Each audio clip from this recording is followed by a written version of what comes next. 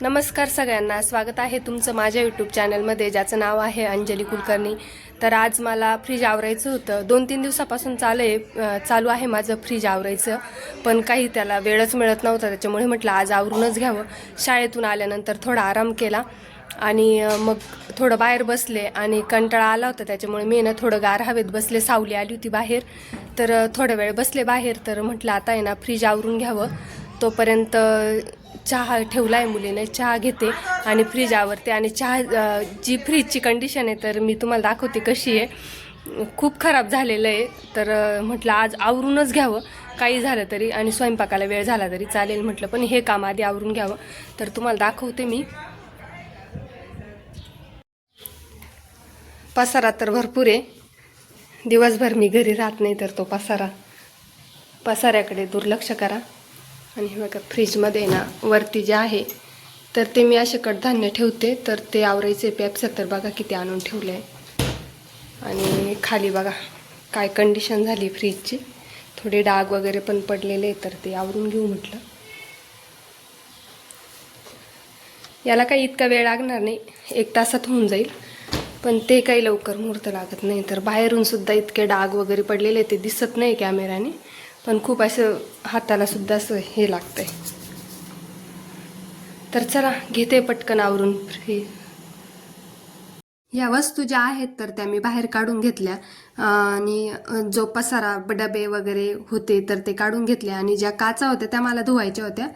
तर हे जे डबे आणलेले ना मी भाजीपाला ठेवण्याचे, तर ते मला फार उपयोगी पडले, कारण की त्याच्यामध्ये मी भाजीपाला ठेवून बघितला। मलाही वाटलं होतं आधी की याचा उपयोग होतो की नाही, भाजीपाला नीट राहतो की नाही, त्याच्यामुळे मी थोडंसं शंकाच होती मला त्या गोष्टीवर। पण मग मी घेतले आणि भाजीपाला ठेवला, तर इतका छान राहतो भाजीपाला, टेन्शनच नाही। आणि तुम्ही पण बॅग जर वापरत असाल ना तर हे डबे वापरून बघा, खूप छान उपयोग होतो त्याचा। आणि मी कोथिंबीर निवडून ठेवलेली होती त्याच्यामध्ये 15 दिवसापासून, तर ती कोथिंबीर सुद्धा ॲज इट इज म्हणजे जशीच्या तशी होती। त्याच्यामुळे ना मला हे डबे तर फार आवडले आणि उपयोगी पण पडून राहिले। आणि त्याच्याने जो आपल्या फ्रीजमध्ये होणारा पसारा जो आहे महत्त्वाचं म्हणजे, तर तो होत नाही। मला तरी असं वाटलं की नाही याचा खूप छान उपयोग होतो। त्याच्यामुळे मी त्याचं म्हणजे डबे आणल्यापासून माझा फ्रीजमध्ये जो पसारा राहायचा ना तर तो राहत नाही। इतके दिवस मी बॅगच वापरायचे, म्हणजे प्लॅस्टिकच्या पिशवीमध्येच भाजीपाला भरून ठेवायचे, त्याच्यातही खराब नव्हता होत। पण प्लॅस्टिकची पिशवी वापरू नये असे तर प्लॅस्टिकचे डबे पण वापरू नये। पण मग आता घेतले याच्याने हौशीने घेतले, तर मला पुढे मागे काचेचेच ते घ्यायचे आहेत फ्रीजमध्ये ठेवायला, तर तोपर्यंत म्हटलं हे उपयोगी पडतील, तर हेच घेऊन घेतले। स्वस्तात मस्त आहे, 22-22 रुपयालाच हे डबे आणलेले होते। त्याच्यामुळे म्हटलं आता धकतंय ना तोपर्यंत धकून घ्यावं। इकडे जो हा नॅपकिन आहे तर तो जो मऊ नॅपकिन असतो ना तर तोच मी वापरते, कारण की दुसऱ्या कपड्याने जर आपण पुसल्याने लगेच दिसतं बघा असं कपडा फिरवल्याचा, तर त्याच्यामुळे मी हा नॅपकिन वापरते। त्याच्याने असे उमटत नाही काही असं का आपण याच्याने पुसलंय असं, त्याच्यामुळे हा नॅपकिन वापरून बघा। त्याच्या आधी मी स्पंजच्या घासणीने ते थोडं घासून घेतलं होतं, आणि सगळं निम्म काम आवरल्यानंतर मला आठवण आली फ्रीज चालूच आहे।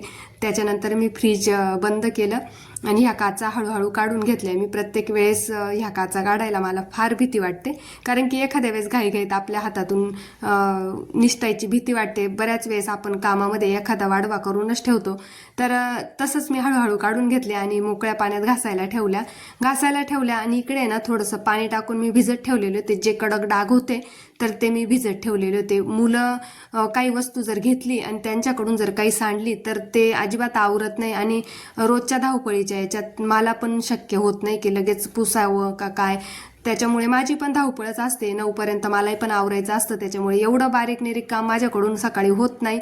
आणि संध्याकाळी पण घरातले भरपूर कामं असतात, त्याच्यामुळे हे बारीक कामं राहूनच जातं। मग ते आपल्याला एखाद्या महिन्याने, 1.5 महिन्याने, 2 महिन्यात जसं वेळ मिळेल तसं आवरावं लागतं।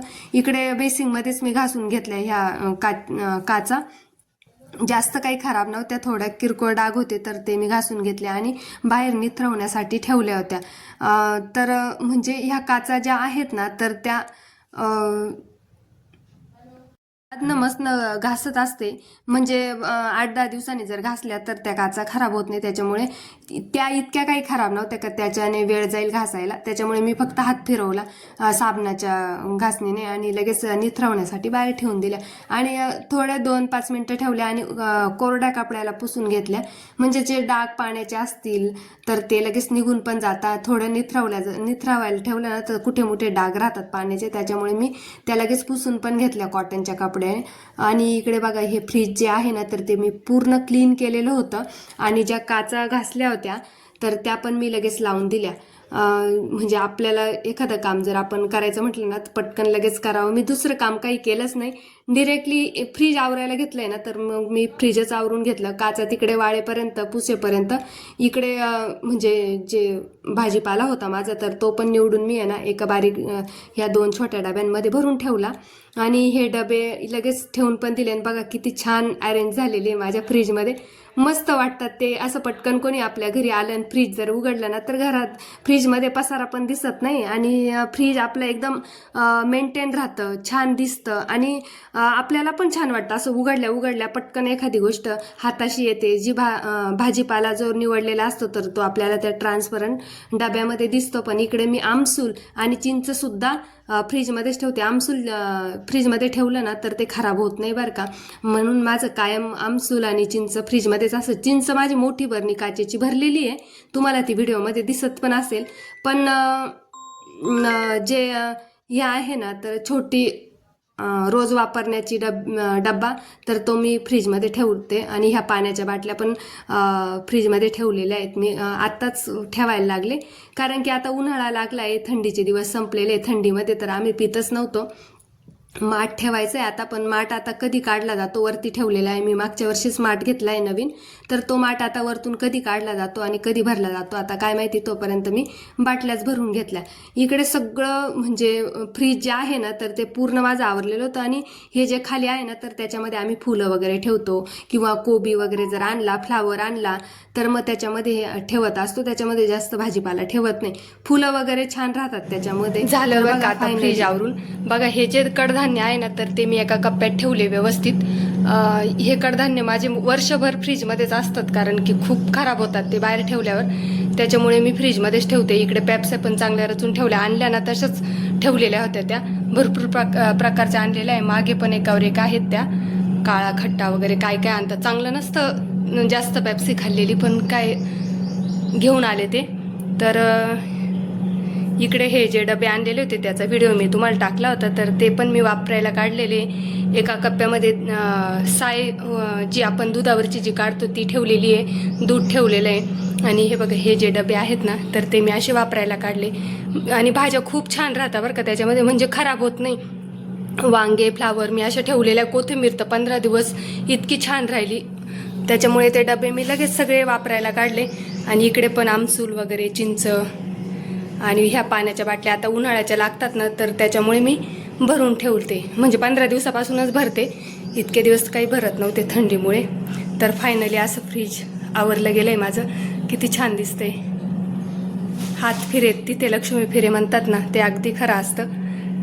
आणि इकडे फ्रीज आवरलं त्याच्यामुळे हा मुहूर्त लागला बरं का. मठ भिजत टाकली मी पाण्यामध्ये. म्हणजे रोज फ्रीज उघडायचं तरी पण असं वाटलं नाही का टाकावं, कंटाळा येत होता. आता आवरलं ना तर मग म्हटलं चला थोडं शेणं टाकून द्यावे, कोरडी हुसळ वगैरे होईल. ह्या स्टुडंट आता हे द्राक्षसुद्धा मला अरेंज करायचे कुठे ठेवावे, पण एका कप्प्यात मी आता जागा करते कारण हे द्राक्ष इतके गोड आहे ना, माझ्या स्टुडंटनी दिलेले. तर खूप गोड आहे. तरी 1-2 घड आम्ही शाळेत टीचरांनी खाल्ले आणि एवढे द्राक्ष आहे तरी पण तिला म्हटलं एवढे कशाला आणले ग बाई, पण ती म्हणे नाही मम्मीने दिले, टीचर खाऊन बघा खूप गोड आहे आमचे द्राक्ष. तर एवढे द्राक्ष आता मी कुठेतरी करते, एका कप्प्यात ठेवते. तर किचन ओटा वगैरे सगळं आवरलंय, फक्त थोडे 2-3 भांडे आहेत. फ्रीजमधलेच 1-2 बरण्या वगैरे रिकाम्या झालेल्या आहे ना तर त्या घासून टाकते. आणि आता थोडासा घरात पसारा पण आहे, तो पण आवरायचा आहे मला. बाहेरनं सुद्धा मी क्लीन करून घेतलं ओल्या कपड्याने. स्वच्छ कपडा घेतला म्हणजे डाग पडत नाही, त्याच्यामुळे मी आहे ना ओल्या कपड्याने पुसून घेतलंय बाहेरून स्वच्छ. इथे जरा फ्रीजच्या खाली थोडी घाण आहे, तर ती काही मला फ्रीज बाजूला करता येणार नाही, ते काही माझ्याकडून होणार नाही, तर ते नंतरच करणार आहे मी. तर चला भेटूया नेक्स्ट व्हिडिओमध्ये. तोपर्यंत सगळ्यांना बाय. व्हिडिओ आवडला असेल तर लाईक करा, शेअर करा, कमेंट करा छान छान आणि चॅनलला सबस्क्राईब देखील करा.